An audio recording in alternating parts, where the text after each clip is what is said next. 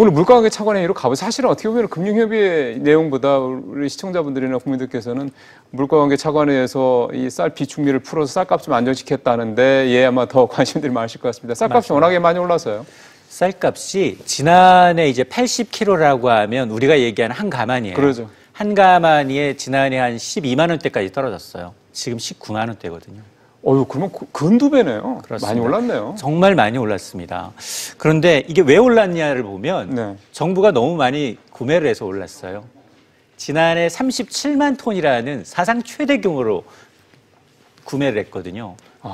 왜냐하면 왜 쌀이라는 거의 특성상 가격에 굉장히 비탄력적이에요. 그렇죠. 가격이 내린다고 해서 이제 더 많이 먹지 않고요. 그럼요. 가격이 비싸다고 해서 덜 먹지 않은 그렇죠. 거거든요. 그렇다고 해서 이게 대체제가 있느냐? 쌀 안 먹는다고 밀가루 더 먹지 않습니다. 우리는 식생활이. 그러다 보니까 쌀 가격은 계속해서 오르는데 이 정부의 고민이 있는 거예요. 지난해는 계속 떨어지다 보니까 비축미를 많이 올라서 그동안 이제 재고 때문에 수천억씩 매일 나간다, 매년 나간다 이런 보도를 매일 했지 않습니까? 농부도 어렵고. 근데 크게 트렌드는 두 가지입니다.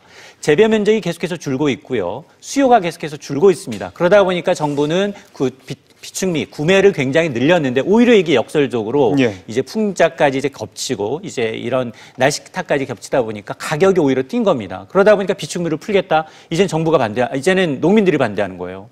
그러면 쌀값 떨어지면 안 되죠. 30년 동안 이렇게 어려워가지고 지금 정상화되는 과정인데 지금 다시 또 그거 비축미를 풀면 어떻게 하느냐. 이게 지금 딜레마에 빠져 있는 겁니다. 그러다 보니까 오늘 나온 대책이 지금까지 한 28만 톤 정도를 이제 물량을 비축미로 풀었는데 여기에다 5만 톤 플러스 1만 ton을 더 풀겠다는 겁니다.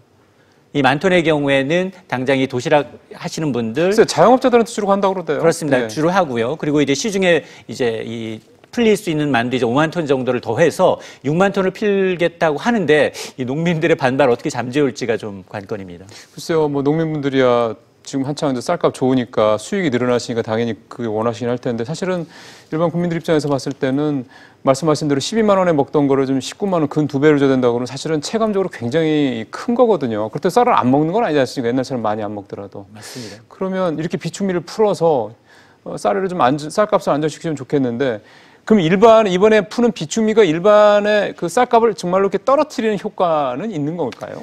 일단은 지난해 37만 톤이 이제 사상 역대 보통 한 25만 톤 내외로 사들여서 했는데도 불구하고 가격은 계속 올랐어요.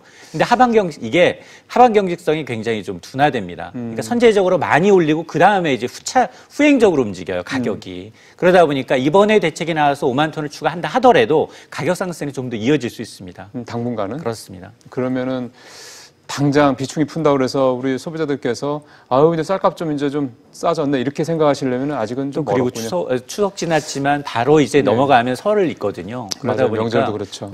떡 수요며 이제 가공식품 수요가 좀 늘어날 수 있기 때문에 이게 조금 더 이제 추이를 좀 지켜봐야 될 필요가 있습니다. 당분간은 좀 쌀값 좀 확 내리는 거를 기대하기는 좀 어려우실 것 같습니다. 오늘 소장님 말씀 잘 들었습니다.